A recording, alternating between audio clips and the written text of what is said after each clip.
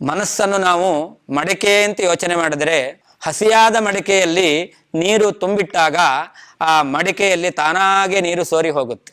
ಮಡಿಕೆ ಹೌದು, ಆದರೆ ಆ ಮಡಿಕೆ ಹಸಿಯಾದ ಮಡಿಕೆ, ಆ ಮಡಿಕೆಯನ್ನು ಸುಟ್ಟಿಲ್ಲ. ಸುಡದ ಮಡಿಕೆಯಲ್ಲಿ ಆ ನೀರು ತಾನಾಗೆ ಹರಿದು ಹೋಗುವ ಹಾಗೆ ಈ ನಮ್ಮ ಮನಸ್ಸು ಕೂಡ ಅದು ಭಗವಂತನ ಭಕ್ತಿ ರಸ ಎಂಬತಕ್ಕಂಥದ್ದನ್ನು ತಾನಾಗೆ ಅದು ಹರಿದು ಬಿಟ್ಟು ಬಿಡುತ್ತೆ. ಆ ಮಡಿಕೆಯಲ್ಲಿ ನೀರು ಉಳಿಬೇಕು ಅಂತಾದರೆ ಆಗ ಆ ಮಡಿಕೆಯನ್ನು ಸುಡಬೇಕು. ಸುಟ್ಟ ಮಡಿಕೆಯಲ್ಲಿ ನೀರು ಸೋರಿ ಹೋಗೋದಿಲ್ಲ. ಹಾಗೆ ನಮ್ಮ ಮನಸ್ಸಿದೆಯಲ್ಲ, ಈ ಮನಸ್ಸನ್ನು ಕೂಡ ನಾವು ಭಕ್ತಿ ರಸ ಉಳಿಯುವಂತೆ ಅದನ್ನು ಕೂಡ ಸುಡಬೇಕು. ಮನಸ್ಸನ್ನು ಸುಡೋದು ಅಂದ್ರೆ ಏನು? ಮನಸ್ಸಿಗೆ ಬೆಂಕಿ ಹಚ್ಕೊಳ್ಳೋದು ಅಂತ ಅರ್ಥ ಅಲ್ಲ. ಮತ್ತೆ ಮನಸ್ಸನ್ನು ಸುಡೋದು ಅಂತಂದ್ರೆ ಎಲ್ಲ ಪದಾರ್ಥಗಳ ಆಸೆಯನ್ನು ಬಿಡೋದು. ನಮ್ಮ ಮನಸ್ಸಿನಲ್ಲಿ ಎಲ್ಲ ಪದಾರ್ಥಗಳ ಆಸೆಯನ್ನು ಬಿಟ್ಟಾಗ ನಮ್ಮ ಮನಸ್ಸು ಅದು ಮಡಿಕೆ ಸುಟ್ಟಂತೆ. ಅಂತಹ ಮನಸ್ಸಿನಲ್ಲಿ ಭಕ್ತಿ ರಸ ಎಂಬತಕ್ಕಂಥದ್ದು ವಿಶೇಷವಾಗಿ ಉಳಿಯುತ್ತೆ.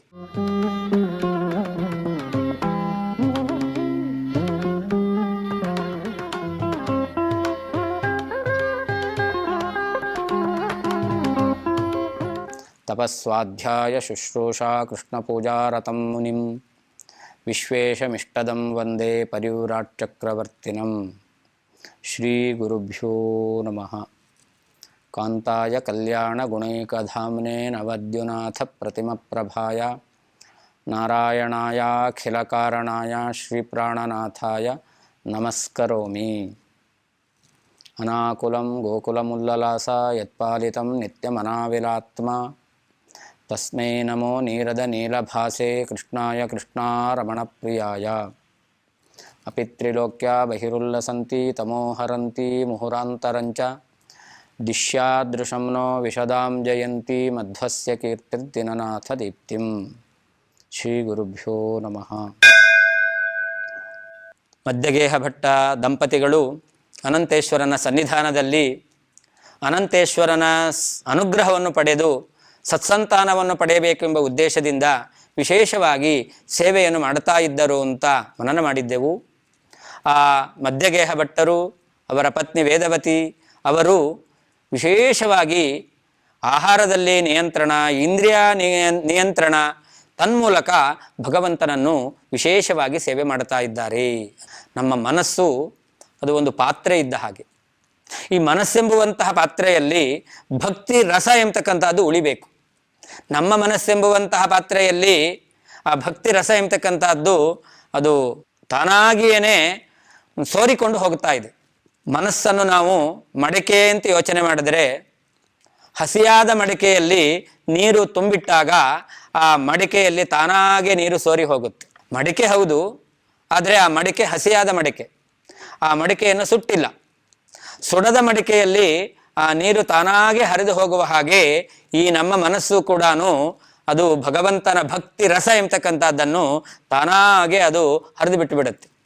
ಆ ಮಡಿಕೆಯಲ್ಲಿ ನೀರು ಉಳಿಬೇಕು ಅಂತಾದರೆ ಆಗ ಆ ಮಡಿಕೆಯನ್ನು ಸುಡಬೇಕು. ಸುಟ್ಟ ಮಡಿಕೆಯಲ್ಲಿ ನೀರು ಸೋರಿ ಹೋಗೋದಿಲ್ಲ. ಹಾಗೆ ನಮ್ಮ ಮನಸ್ಸಿದೆಯಲ್ಲ, ಈ ಮನಸ್ಸನ್ನು ಕೂಡ ನಾವು ಭಕ್ತಿ ರಸ ಉಳಿಯುವಂತೆ ಅದನ್ನು ಕೂಡ ಸುಡಬೇಕು. ಮನಸ್ಸನ್ನು ಸುಡೋದು ಅಂದ್ರೆ ಏನು? ಮನಸ್ಸಿಗೆ ಬೆಂಕಿ ಹಚ್ಕೊಳ್ಳೋದು ಅಂತ ಅರ್ಥ ಅಲ್ಲ. ಮತ್ತೆ ಮನಸ್ಸನ್ನು ಸುಡೋದು ಅಂತಂದರೆ ಎಲ್ಲ ಪದಾರ್ಥಗಳ ಆಸೆಯನ್ನು ಬಿಡೋದು. ನಮ್ಮ ಮನಸ್ಸಿನಲ್ಲಿ ಎಲ್ಲ ಪದಾರ್ಥಗಳ ಆಸೆಯನ್ನು ಬಿಟ್ಟಾಗ ನಮ್ಮ ಮನಸ್ಸು ಅದು ಮಡಿಕೆ ಸುಟ್ಟಂತೆ. ಅಂತಹ ಮನಸ್ಸಿನಲ್ಲಿ ಭಕ್ತಿರಸ ಎಂಬತಕ್ಕಂಥದ್ದು ವಿಶೇಷವಾಗಿ ಉಳಿಯುತ್ತೆ. ಅದನ್ನೇ ಮಧ್ಯಗೇಹ ಭಟ್ಟರು ಮತ್ತು ವೇದವತಿ ದಂಪತಿಗಳು ವಿಶೇಷವಾಗಿ ತಮ್ಮ ಮನಸ್ಸನ್ನು ಭಕ್ತಿರಸ ಉಳಿಯುವಂತೆ ಪಕ್ವ ಮಾಡಿಕೊಂಡಿದ್ದಾರೆ ಎಂಬುದಾಗಿ ವರ್ಣನೆ ಮಾಡ್ತಾ ಇದ್ದಾರೆ. ದಾಂತಂ ಸ್ವಯಂಚ ಹೃದಯಂ ದಮಯಾಂಚಕಾರ ಅಂತ. ಹೀಗೆ ವಿಶೇಷವಾಗಿ ವೈರಾಗ್ಯವನ್ನು ಸಂಪಾದನೆ ಮಾಡಿದ್ದಾರೆ. ಅಷ್ಟೇ ಅಲ್ಲ, ಅವರು ಎಂತಹ ಮಗನನ್ನು ಪಡೆಯಬೇಕು ಅಂತ ಅಪೇಕ್ಷೆ ಪಟ್ಟಿದ್ದಾರೆ ಅಂದರೆ, ಹಿಂದೆಯೇ ನಾವು ಮನನ ಮಾಡಿದ್ದೆವು, ಅವರು ಭರದ್ವಾಜ ಋಷಿಗಳು ಅಂತ. ಹಾಗಾದರೆ ಅವರಿಗೆ ವಾಯುದೇವರನ್ನೇ ಮಗನನ್ನಾಗಿ ಪಡೆಯಬೇಕು ಎಂಬತಕ್ಕಂತಹ ಅಭಿಲಾಷೆ ಎಂಬತಕ್ಕಂಥದ್ದಿದೆ. ಹಾಗಾದರೆ ನಮ್ಮ ಈ ಶರೀರದ ಮೂಲಕ ವಾಯುದೇವರು ಆವಿರ್ಭಾವವನ್ನು ಹೊಂದಬೇಕು ಅಂತಾದರೆ ಈ ಶರೀರವೂ ಕೂಡ ಪವಿತ್ರವಾಗಿರಬೇಕು ಎಂಬುದಾಗಿ ಶರೀರವನ್ನು ಪವಿತ್ರವನ್ನಾಗಿ ಮಾಡಿಕೊಂಡಿದ್ದಾರಂತೆ. ನಮ್ಮ ಗರ್ಭದಲ್ಲಿ ಉತ್ತಮವಾದಂತಹ ಜೀವ ಬಂದು ಪ್ರವೇಶ ಮಾಡಿ ಅದು ಜನ್ಮವನ್ನು ಪಡೆಯಬೇಕು ಅಂತಾದರೆ ಶರೀರವು ಶುದ್ಧವಾಗಬೇಕು ಅಂತ ಮಹಾಭಾರತದಲ್ಲಿ ಹೀಗೆ ವರ್ಣನೆ ಮಾಡಬೇಕಾದ್ರೆ ಹೇಳ್ತಾರೆ. ನಮ್ಮ ಗರ್ಭದಲ್ಲಿ ಒಳ್ಳೆಯ ಜೀವ ಬಂದು ಕುತ್ಕೊಳ್ಬೇಕು ಅಂತಾದರೆ ಆ ದೇಹ ಪರಿಶುದ್ಧವಾಗಿರಬೇಕು ಅಂತ. ಲೌಕಿಕವಾದ ಉದಾಹರಣೆ ನೋಡಬೇಕು ಅಂತಂದರೆ, ಯಾರ್ದಾರು ಮನೆಗೆ ಹೋಗ್ತೇವೆ, ಆಮೇಲೆ ಇನ್ನೊಂದು ಬಾರಿ ಹೋಗಬೇಕು ಅಂದರೆ ಸಾಕಪ್ಪ ಅವ್ರ ಮನೆಗೆ ಹೋಗೋದು ಬೇಡವೇ ಬೇಡ ಅಂತೇವೆ. ಅವರ ಮನೆಯಲ್ಲಿ ಹೋದಾಗ ಕುತ್ಕೊಳ್ಳಿಕ್ಕೆ ಬೇಕಾದಂತಹ ಸರಿಯಾದ ವ್ಯವಸ್ಥೆ ಇಲ್ಲ, ಮನೆಯಲ್ಲಿ ಎಲ್ಲ ಕಡೆಯಲ್ಲೂ ಬೇಡದೇ ಇರತಕ್ಕಂತಹ ಕೊಳೆ ತುಂಬಿಕೊಂಡಿದೆ ಅಂತಂದರೆ ನಾವೇನೇ ನಮಗೆ ಬೇಕಾದವರೇ ಆದರೂ ಕೂಡ ಅವರ ಮನೆಗೆ ಹೋಗಲಿಕ್ಕೆ ಅಪೇಕ್ಷೆ ಪಡಲ್ಲ. ಹಾಗಾದರೆ ಶುದ್ಧವಾದ ಮನೆ ಅಂತಾದರೆ ಆಗ ನಾವು ಅಲ್ಲಿ ಪ್ರವೇಶ ಮಾಡ್ತೇವೆ. ಹೀಗೆ ಸಾಧಾರಣ ವ್ಯಕ್ತಿಗಳು ನಾವೇನೇ ಒಂದು ಶುಚಿತ್ವವನ್ನು ಅಪೇಕ್ಷೆ ಪಡ್ತೇವೆ ಅಂತಾದರೆ ಯಾವತ್ತೂ ಪರಿಶುದ್ಧರಾಗಿರ್ತಕ್ಕಂಥವರು ದೇವತೆಗಳು. ಅವರಿಗೆ ಈ ಮನುಷ್ಯರು ಅಂತಂದ್ರೇನೆ ಒಂದು ರೀತಿಯಲ್ಲಿ ಅವರಿಗೆ ಅಸಹ್ಯ ಅಂತೆ. ಅದರಿಂದಲೇ ದೇವಪೂಜೆಯ ಪ್ರಾರಂಭದಲ್ಲಿ ಮಾನುಷ ಗಂಧವನ್ನು ಪರಿಹಾರ ಮಾಡಲಿಕ್ಕೋಸ್ಕರ ಅಂತ ಒಂದು ಮಂತ್ರವನ್ನು ಹೇಳ್ತೇವೆ. ಹಾಗಾದರೆ ಮನುಷ್ಯರ ವಾಸನೆ ಅಂದ್ರೇನೆ ದೇವತೆಗಳಿಗಾಗಲ್ಲ. ಹಾಗಾದರೆ ಅಂತಹ ದೇವತೆಗಳು ಮನುಷ್ಯರ ಶರೀರದಲ್ಲಿ ಬಂದು ಅವರು ಮಕ್ಕಳಾಗಿ ಅವತಾರವನ್ನು ಮಾಡಬೇಕು ಅಂತಾದರೆ ಆ ಶರೀರ ಎಷ್ಟು ಪವಿತ್ರವಾಗಿರಬೇಕು. ಹೀಗೆ ನಮ್ಮ ಮನೆಗೆ ಬರಬೇಕಾದ್ರೆ ನಮ್ಮ ಮನೆ ಹೇಗೆ ಶುಚಿಯಾಗಿರಬೇಕೋ ಹಾಗೆ ನಮ್ಮ ದೇಹದಲ್ಲಿ ದೇವತೆಗಳು ಅಭಿವ್ಯಕ್ತರಾಗಬೇಕಾದರೆ ಆ ದೇಹ ಶುದ್ಧಿಯಾಗಿರಬೇಕು. ಸ್ವಚ್ಛಂಚ ದೇಹಮಧಿಕಂ ವಿಮಲೀಚಕಾರ. ಆ ಶರೀರವನ್ನು ಇಬ್ಬರೂ ದಂಪತಿಗಳು ಇನ್ನಷ್ಟು ವಿಶೇಷವಾಗಿ ಪರಿಶುದ್ಧವನ್ನಾಗಿ ಮಾಡಿಕೊಂಡಿದ್ದಾರೆ ಅಂತ ಹೀಗೆ ತಮ್ಮ ಮೂಲಕ ವಿಶೇಷವಾದ ಆ ದೇವತೆಗಳು ಆವಿರ್ಭಾವ ಹೊಂದಲಿಕ್ಕೆ ಬೇಕಾದಂತಹ ಎಲ್ಲ ವಿಧವಾದ ಮಾನುಷ ಪ್ರಯತ್ನವನ್ನು ಅವರು ಮಾಡಿದ್ದಾರೆ. ಶಾಸ್ತ್ರ ಹೇಳುತ್ತೆ ಮನುಷ್ಯನ ಪ್ರಯತ್ನವೂ ಬೇಕು, ದೈವಾನುಗ್ರಹವೂ ಬೇಕು ಅಂತ. ಅವರಿಗೆ ಮನುಷ್ಯ ಪ್ರಯತ್ನದ ವಿವರಣೆಯನ್ನು ಮಾಡಿ ಮುಂದೆ ದೈವಾನುಗ್ರಹ ಆಯಿತು ಅನ್ನೋದನ್ನು ವರ್ಣನೆ ಮಾಡ್ತಾರೆ. ತೀವ್ರೈಃ ಪಯೋವ್ರತ ಮುಖೈಃ ವಿವಿಧೈವ್ರತಾಗ್ರೈಃ ಜಯಾಪತಿ ಗುಣಗಣಾರ್ಣವ ಪುತ್ರ ಕಾಮೌ ಸಂಪೂರ್ಣ ಪೂರುಷ ಮತೋಷಯತಾಂ ನಿತಾಂತಂ ದೇವೇರಿತಾ ವಿವಪುರಾದಿತಿ ಕಶ್ಯಪೌತೌ. ಯಾವ್ಯಾವ ವ್ರತಗಳನ್ನು ಮಾಡಿದರು? ಪಯೋವ್ರತ ಅಂತ ಫಾಲ್ಗುಣ ಮಾಸದ ಪ್ರತಿಪತ್ತಿನಿಂದ ಪ್ರಾರಂಭ ಮಾಡಿ ದ್ವಾದಶಿಯ ತನಕ 12 ದಿನಗಳಲ್ಲಿ ಮಾಡುವಂತಹ ಒಂದು ವ್ರತ ಪಯೋವ್ರತ ಅಂತ ಕರೀತಾರೆ. ಅದಿತಿ ಕಶ್ಯಪೌ ಹಿಂದೆ ವಾಮನ ರೂಪಿಯಾದ ಪರಮಾತ್ಮನನ್ನು ಮಗನನ್ನಾಗಿ ಪಡೀಲಿಕ್ಕೋಸ್ಕರ ಅದಿತಿ ದೇವಿ ಈ ತಪಸ್ಸನ್ನು ಮಾಡಿದ್ದಾಳಂತೆ, ಈ ವ್ರತವನ್ನು ಮಾಡಿದ್ದಾಳಂತೆ. ಕಶ್ಯಪರು ಯಾವಾಗಲೂ ಅವರು ಭಗವಂತನ ಚಿಂತನೆಯನ್ನೇ ಮಾಡುವವರು, ಧ್ಯಾನದಲ್ಲೇ ಅವರು ಮುಳುಗಿದವರು. ಆದರೆ ಗೃಹಿಣಿಯಾದಂತಹ ಅದಿತಿ ಭಗವಂತನನ್ನು ಮಗನನ್ನಾಗಿ ಪಡೆಯಬೇಕು ಎಂಬುದಾಗಿ ಅವಳು ಪಯೋವ್ರತವನ್ನು ಮಾಡಿದ್ದಾಳೆ ಎಂಬುದಾಗಿ ಭಾಗವತ ಉಲ್ಲೇಖ ಮಾಡಿದೆ. ಹಾಗೆಯೇ ಮಧ್ಯಗೇಹ ಭಟ್ಟ ದಂಪತಿಗಳು ಕೂಡ ಪಯೋವ್ರತವನ್ನು ಮಾಡಿದ್ದಾರಂತೆ. 12 ದಿನಗಳಲ್ಲಿ ಕೇವಲ 1 ಹೊತ್ತು 1 ಲೋಟ ಹಾಲನ್ನು ಸ್ವೀಕಾರ ಮಾಡಿ 12 ದಿನಗಳನ್ನು ಕಳೆಯತಕ್ಕಂಥದ್ದು.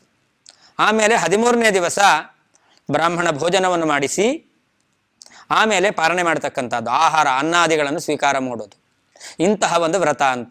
ಆದರೆ ಪ್ರತಿ ದಿವಸ 12 ದಿನಗಳಲ್ಲಿ ಇವರು ಆಹಾರದಲ್ಲಿ ಮಿತಿ, ಆದರೆ ಅತಿಥಿ ಸತ್ಕಾರ ಮಾಡಬೇಕು, ಬ್ರಾಹ್ಮಣರ ಭೋಜನವನ್ನು ಮಾಡಿಸಬೇಕು, ತಾವೇ ಅಡಿಗೆ ಮಾಡಿ ಅವತ್ತು ಹೋಮವನ್ನು ಕೂಡ ಮಾಡಿ ಆಹುತಿಯನ್ನು ಕೊಟ್ಟು ಆ ಆಹುತಿ ಶೇಷವನ್ನು ಬ್ರಾಹ್ಮಣರಿಗೆ ಭೋಜನವನ್ನು ಮಾಡಿಸಬೇಕು. ಉಳಿದ ಕಾಲದಲ್ಲಿ ಭಗವಂತನ ಕಥಾಶ್ರವಣ ಮಾಡಬೇಕು. ಈ ರೀತಿಯಲ್ಲಿ 12 ದಿನಗಳ ಕಾಲ ವ್ರತ ಮಾಡ್ತಕ್ಕಂಥದ್ದು. ಇದನ್ನು 12 ವರ್ಷಗಳ ಕಾಲ ಮಾಡಿದ್ದಾರಂತೆ. ಜೀವನದಲ್ಲಿ 1 ಬಾರಿ ಮಾಡೋದೇ ಕಷ್ಟ.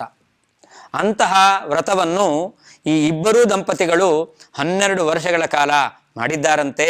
ಮಾಡಿದರ ಫಲ ಏನು ಅದನ್ನು ಹೇಳ್ತಾರೆ. ಸಂಪೂರ್ಣ ಪೂರುಷ ಮತೋಷಯತಾಂ. ಅವರು ಗುಣಪೂರ್ಣನಾದ ಆ ಪರಮಾತ್ಮನನ್ನು ಈ ವ್ರತದ ಮೂಲಕ ಸಂತೋಷಗೊಳಿಸಿದ್ದಾರಂತೆ. ಹೀಗೆ ತಾವು ಮಾಡಿದಂತಹ ಆ ವ್ರತ ಪರಮಾತ್ಮ ಪ್ರೀತಿಗೋಸ್ಕರ ಎಂಬುದಾಗಿ ಮಾಡಿದ್ರು. ಆ ಪರಮಾತ್ಮನ ಪ್ರೀತಿ ಎಂಬತಕ್ಕಂಥದ್ದು ಅವರಿಗೆ ಒದಗಿ ಬಂದಿದೆ.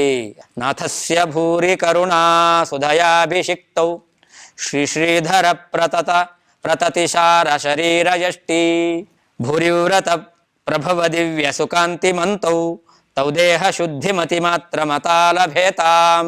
ಅವರಿಗೆ 12 ವರ್ಷದ ವ್ರತದ ಫಲ ಅವರಿಗೆ ಸಿಕ್ಕಿದೆ ಅಂತ ವರ್ಣನೆ ಮಾಡ್ತಾರೆ. ಅವರ ಶರೀರದಲ್ಲಿ ಸಾಕ್ಷಾತ್ ಲಕ್ಷ್ಮೀನಾರಾಯಣರು ಬಂದು ಸನ್ನಿಹಿತರಾಗಿದ್ದಾರಂತೆ. ಶ್ರೀ ಶ್ರೀಧರ ಪ್ರತತಿಸಾರ ಶರೀರ ಯಷ್ಟಿ. ಲಕ್ಷ್ಮೀನಾರಾಯಣರ ಸನ್ನಿಧಾನ ಅವರ ದೇಹದಲ್ಲಿ ಉಂಟಾಗಿದೆಯಂತೆ. ವಾಯುದೇವರು ಇಲ್ಲಿ ಅವತಾರವನ್ನು ಮಾಡಬೇಕು. ವಾಯುದೇವರು ಅವತಾರ ಮಾಡ್ತಾರೆ ಅಂತಂದರೆ ಅವರು ಭಗವಂತನಿಂದಲೇ ಅವತಾರ ಮಾಡಬೇಕು. ಹಾಗಾದರೆ ಮಧ್ಯಗೇಹ ಭಟ್ಟರಿಗೆ ವಾಯುದೇವರು ಮಗನಾಗಿ ಅವತಾರ ಮಾಡಿದ್ದಾರೆ ಅಂತಂದರೆ ಆ ದಂಪತಿಗಳಲ್ಲಿ ಲಕ್ಷ್ಮೀನಾರಾಯಣರ ಸನ್ನಿಧಾನ ಇರಬೇಕು.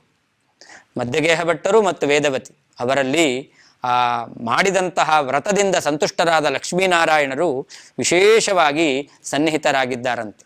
ಮುಂದೆ ವಾಯುದೇವರ ಅವತಾರಕ್ಕೆ ಬೇಕಾದಂತಹ ಆ ಒಂದು ಶರೀರದಲ್ಲಿ ಪುಷ್ಟಿ ಅಥವಾ ಪಾವಿತ್ರ್ಯ ಎಂಬತಕ್ಕಂಥದ್ದು ಉಂಟಾಯಿತು ಅಂತ ವರ್ಣನೆ ಮಾಡಿದ್ದಾರೆ. ತೌ ದೇಹ ಶುದ್ಧಿಂ ಅತಿಮಾತ್ರಂ ಅತಾಲ ಬೇತಾಂ. ಭಗವಂತನ ಸನ್ನಿಧಾನದಿಂದಾಗಿ ವಿಶೇಷವಾಗಿ ಆ ಶರೀರ ಎಂಬತಕ್ಕಂಥದ್ದು ಶುದ್ಧವಾಗಿದೆ. ಸಾಧಾರಣ ದೇವರ ಮನೆ ಅಂತಂದರೆ ಅಥವಾ ಗರ್ಭಗುಡಿ ಅಂತಂದ್ರೇ ನಾವು ಅದು ಭಗವಂತನ ಸನ್ನಿಧಾನ, ದೇವತೆಗಳ ಸನ್ನಿಧಾನ, ಅದು ಶುಚಿಯಾಗಿರುತ್ತೆ ಅಂತ ಹೇಳ್ತೇವೆ. ಹಾಗೆ ನೋಡಿ, ದೇವಸ್ಥಾನವನ್ನು ಗರ್ಭಗುಡಿ ಅಂತ ಹೇಳ್ತೇವೆ. ಹಾಗೆ ತಾಯಿ ಮಗುವನ್ನು ಗರ್ಭದಲ್ಲಿ ಅವಳು ಧಾರಣೆ ಮಾಡಿದಾಳೆ ಅಂತ ಹೇಳ್ತಾರೆ. ಹಾಗಾದರೆ ಆ ಗರ್ಭಗುಡಿಗೆ ಎಷ್ಟು ಮಹತ್ವವನ್ನು ನಾವು ಕೊಡ್ತೇವೋ ಹಾಗೆ ಆ ತಾಯಿ ಗರ್ಭಕ್ಕೂ ಕೂಡ ಅಷ್ಟು ಮಹತ್ವ ಇದೆ. ಆದ್ರಿಂದಲೇ ಗರ್ಭ ಎಂಬತಕ್ಕಂಥ ಶಬ್ದದಿಂದ ಅದನ್ನು ವ್ಯವಹಾರ ಮಾಡ್ತೇವೆ. ಸಾಧಾರಣ ವ್ಯಕ್ತಿಗಳು ಅಲ್ಲಿ ಪ್ರವೇಶ ಮಾಡಿದ್ರೆ ಅದನ್ನು ಗರ್ಭ ಅಂತ ಹೇಳಿದಾಗ ಇಡೀ ಜಗತ್ತಿಗೆ ಒಡೆಯರಾದ ಜ್ಞಾನಪ್ರದರಾದ ವಾಯುದೇವರು ಅಲ್ಲಿ ಪ್ರವೇಶ ಮಾಡಬೇಕು ಅಂತಾದರೆ ಅದೆಷ್ಟು ಪವಿತ್ರವಾಗಿರಬೇಕು. ಆ ಪಾವಿತ್ರ್ಯವನ್ನು ಉಂಟು ಮಾಡಲಿಕ್ಕೋಸ್ಕರವೇ ಲಕ್ಷ್ಮೀನಾರಾಯಣರು ಅಲ್ಲಿ ಸನ್ನಿಹಿತರಾಗಿದ್ದಾರೆ ಎಂಬುದಾಗಿ ವರ್ಣನೆ ಮಾಡಿದ್ದಾರೆ. ಹೀಗೆ ಭಗವಂತನ ಲಕ್ಷ್ಮಿಯ ಸನ್ನಿಧಾನಕ್ಕೆ ಪಾತ್ರರಾದವರು ಮಧ್ಯಗೇಹ ದಂಪತಿಗಳು ಅಂತ ಹೇಳಿ ಮುಂದೆ ಗರ್ಭಧಾರಣೆ ಮಾಡಿದರು. ಕೇವಲ ಲಕ್ಷ್ಮೀನಾರಾಯಣರ ಸನ್ನಿಧಾನ ಮಾತ್ರ ಬಂತು ಅಂತಲ್ಲ, ಆ ಮಧ್ಯಗೇಹ ಭಟ್ಟರಿಂದ ವೇದವತಿ ಗರ್ಭಧಾರಣೆಯನ್ನು ಮಾಡಿದ್ದಾಳೆ ಅಂತ ವರ್ಣನೆ ಮಾಡ್ತಾ ಇದ್ದಾರೆ. ಕಾಂತಾದೃತೌ ಸಮುಚಿತೆ ಸಬಭಾರ ಗರ್ಭಂ ಸಾಭೂಸುರೇಂದ್ರ ದಯಿತ ಜಗತಾಂ ಸುಖಾಯ ಅಚ್ಛಾಂಬರೇವ ರಜನಿ ಪರಿಪೂರಿತಾಶ ಭಾವಿನ್ಯಪಾಸ್ತತಮಸಂ ವಿಧುಮಾದ್ಯ ಪಕ್ಷಾತ್. ವೇದವತಿ ಮಧ್ಯಗೇಹರ ಪತ್ನಿ ಹೇಗಿದ್ದಾಳೆ ಅದನ್ನು ಹೇಳ್ತಾರೆ. ಅವಳು ಅಚ್ಛಾಂಬರ, ಶುಭ್ರವಾದಂತಹ ವಸ್ತ್ರವನ್ನು ಧಾರಣೆ ಮಾಡುವವಳು. ಯಾವಾಗಲೂ ಶಾಸ್ತ್ರ ಹೇಳುತ್ತೆ, ನಮ್ಮ ಬಟ್ಟೆಯನ್ನು ನೋಡಿ ನಾವೆಷ್ಟು ಪರಿಶುದ್ಧರು ಅಂತ ತೀರ್ಮಾನ ಮಾಡಲಿಕ್ಕಾಗತ್ತಂತೆ. ನಮ್ಮ ಮನಸ್ಸಿನಲ್ಲಿ ಬೇಕಾದಷ್ಟು ಕೊಳೆ ಇರಬಹುದು, ಕೊನೆ ಪಕ್ಷ ಬಟ್ಟೆಯಲ್ಲಾದರೂ ನಾವು ಶುದ್ಧವಾದ ಬಟ್ಟೆಯನ್ನು ಉಟ್ಟುಕೊಂಡು ಕಾಲವನ್ನು ಕಳೆಯಬೇಕು, ಜೀವನ ನಡೆಸಬೇಕು ಅಂತ. ಬಟ್ಟೆ ಯಾವತ್ತೂ ಕೊಳೆಯಾಗಿರಬಾರದು ಅಂತ ಆ ವೇದವತಿಯು ಶುದ್ಧವಾದ ಬಟ್ಟೆಯನ್ನು ಉಟ್ಟುಕೊಂಡವಳು. ಅಷ್ಟೇ ಅಲ್ಲ, ಅವಳು ಪರಿಪೂರಿತ ಆಶಾ ಭಾವಿನಿ. ಮುಂದೆ ತನ್ನ ಆಸೆ ಅದು ಪರಿಪೂರ್ಣ ಆಗುತ್ತೆ ಎಂಬುದಾಗಿ ಅವಳು ಆಲೋಚನೆ ಮಾಡುತ್ತಾ ಇದ್ದಾಳೆ. ಭಗವಂತನ ಅನುಗ್ರಹದಿಂದ ನಾವು ಬಯಸಿದಂತಹ ಮಗನನ್ನು ಪಡಿತೇವೆ, ನಮ್ಮ ಇಷ್ಟ ಅದು ನೆರವೇರುತ್ತೆ ಎಂಬುದಾಗಿ ಅವಳು ಭಾವಿಸಿದ್ದಾಳೆ. ಹಾಗೆ ಭೂಸುರೇಂದ್ರ ದುಹಿತ ಜಗತಾಂ ಸುಖಾಯ. ಆ ಮಧ್ಯಗೇಹ ಭಟ್ಟರ ಪತ್ನಿ ಇಡೀ ಜಗತ್ತಿಗೆ ಸುಖವಾಗಬೇಕು ಎಂಬುದಾಗಿ ಅವಳು ಆ ಮಧ್ಯಗೇಹ ಭಟ್ಟರಿಂದ ಗರ್ಭವನ್ನು ಧಾರಣೆ ಮಾಡಿದ್ದಾಳೆ. ಇದು ಹೇಗಿತ್ತು ಅಂತಂದರೆ ಅವ್ರು ಹೇಳ್ತಾರೆ, ಮಳೆಗಾಲದಲ್ಲಿ ವರ್ಷಾಕಾಲದಲ್ಲಿ ಆಕಾಶದಲ್ಲಿ ಮೋಡಗಳೆಲ್ಲ ಹರಡಿರುತ್ತೆ. ಆ ಆಕಾಶ ಅದು ಶರದೃತು ಬಂದಾಗ ಆ ಮೋಡ ಎಲ್ಲವೂ ಕೂಡ ಮಾಯವಾಗಿ ಆಕಾಶ ಎಂಬತಕ್ಕಂಥದ್ದು ಪರಿಶುದ್ಧವಾಗುತ್ತೆ. ಅಚ್ಛಾಂಬರ ಅಂತ ಪರಿಶುದ್ಧವಾಗಿರ್ತಕ್ಕಂತಹ ಆಕಾಶ. ಆ ಆಕಾಶದಲ್ಲಿ ಪರಿಪೂರಿತಾಶ, ಎಲ್ಲ ಪ್ರದೇಶಗಳಲ್ಲಿ ಚಂದ್ರನ ಬೆಳದಿಂಗಳು ಎಂಬತಕ್ಕಂಥದ್ದು ಹರಡುತ್ತೆ. ಹೇಗೆ ಶುಕ್ಲ ಪಕ್ಷದಲ್ಲಿ ಆ ಚಂದ್ರ ಅವನು ವೃದ್ಧಿಯನ್ನು ಹೊಂದುತ್ತಾ ಬರ್ತಾನೋ ಹಾಗೆ ಇವಳಲ್ಲಿಯೂ ಕೂಡ ಗರ್ಭ ಎಂಬತಕ್ಕಂಥದ್ದು ತಿಂಗಳು ತಿಂಗಳು ಅದು ಬೆಳೀತಾ ಇದೆ. ಹೀಗೆ ಆ ವೇದವತಿ ತನ್ನ ಗರ್ಭವನ್ನು ಅವಳು ಧಾರಣೆ ಮಾಡಿದ್ದಾಳೆ. ಆ ಮಗು ಗರ್ಭದಲ್ಲಿ ಬೆಳೀತಾ ಇದೆ ಎಂಬುದಾಗಿ ವರ್ಣನೆ ಮಾಡಿದ್ದಾರೆ. ಹೀಗೆ 9 ತಿಂಗಳುಗಳ ಕಾಲ ಆ ವೇದವತಿ ಗರ್ಭವನ್ನು ಧಾರಣೆ ಮಾಡಿದ್ದಾಳೆ. ಮುಂದೆ ವಾಯುದೇವರು ಆ ಗರ್ಭದ ಮೂಲಕ ಅವತಾರ ಮಾಡ್ತಾ ಇದ್ದಾರೆ ಅಂತ ವರ್ಣನೆ ಮಾಡಬೇಕಾದರೆ ಅಲ್ಲಿಯೂ ಒಂದು ವಿಶೇಷವನ್ನು ಹೇಳ್ತಾರೆ. ಸಂಪೂರ್ಣ ಲಕ್ಷಣ ಚಣಂ ತಂಪೂರ್ವ ಪಕ್ಷಸಿತಬಿಂಬಮಿವ ಪ್ರವೃದ್ಧಂ ಯಾವದ್ವಿಜೇಂದ್ರ ವನಿತಾ ಸುಷುವೇತ್ರ ತಾವತ್ ಅಂಶೇನ ವಾಯುರವತೀರ್ಯ ಸರೂಪ್ಯ ಪೀಠೆ ವಿಷ್ಣುಂ ಪ್ರಣಮ್ಯ ಭವನಂ ಪ್ರಯಯೌ ತದೀಯಂ. 9 ತಿಂಗಳು ಮುಗಿದಿದೆ, ಕಳೆದಿದೆ. ಆ ಸಂದರ್ಭದಲ್ಲಿ ದೇವಲೋಕದಿಂದ ವಾಯುದೇವರೇ ಭೂಲೋಕಕ್ಕೆ ಬಂದಿದ್ದಾರಂತೆ. ಭೂಲೋಕಕ್ಕೆ ಬಂದು ಉಡುಪಿಯಲ್ಲಿ ಸನ್ನಿಹಿತನಾದಂತಹ ಆ ಅನಂತೇಶ್ವರನನ್ನು ನಮಸ್ಕಾರ ಮಾಡಿ ಅನಂತರದಲ್ಲಿ ಅವರು ಪಾಜಕಕ್ಕೆ ಬಂದಿದ್ದಾರಂತೆ. ಹೀಗೆ ಆ ಮಧ್ಯಗೇಹ ಭಟ್ಟರು, ಅವರ ದಂಪತಿ, ಅವರ ಪತ್ನಿ ಇಬ್ಬರೂ ಮಾಡಿರುವಂತಹ ಯಾವ ಒಂದು ವ್ರತ ಇದೆ ಅದರಿಂದ ಸಂತುಷ್ಟರಾಗಿ ವಾಯುದೇವರು ತಾವೇ ಮಗನಾಗಿ ಅವರಿಗೆ ಅವತಾರ ಮಾಡಬೇಕು ಎಂಬುದಾಗಿ ಭಗವಂತನಿಂದ ಆದಿಷ್ಟರಾದವರು ಈಗ ದೇವಲೋಕವನ್ನು ಬಿಟ್ಟು ಭೂಲೋಕಕ್ಕೆ ಬಂದು ಆ ಉಡುಪಿಯಲ್ಲಿ ಭಗವಂತನನ್ನು ನಮಸ್ಕರಿಸಿ ಪಾಜಕಕ್ಕೆ ಬಂದಿದ್ದಾರಂತೆ. ಬಂದು ಆ ಮಧ್ಯಗೇಹ ಭಟ್ಟರ ವೇದವತಿಯ ಗರ್ಭದಿಂದ ಬಂದಿರುವಂತಹ ಯಾವ ಮಗು ಅದರ ಒಳಗಡೆ ಅವರು ಆ ದೇಹದಲ್ಲಿ ಪ್ರವೇಶ ಮಾಡ್ತಾ ಇದ್ದಾರೆ ಅನ್ನೋದನ್ನು ಮುಂದೆ ವರ್ಣನೆ ಮಾಡ್ತಾರೆ. ವಾಯುದೇವರ ಅವತಾರ ಆಗಿದೆ ಎಂಬತಕ್ಕಂತಹ ಒಂದು ವಿಚಾರವನ್ನು ನಾರಾಯಣ ಪಂಡಿತಾಚಾರ್ಯರು ಇಲ್ಲಿ ನಿರೂಪಣೆ ಮಾಡಿದ್ದಾರೆ.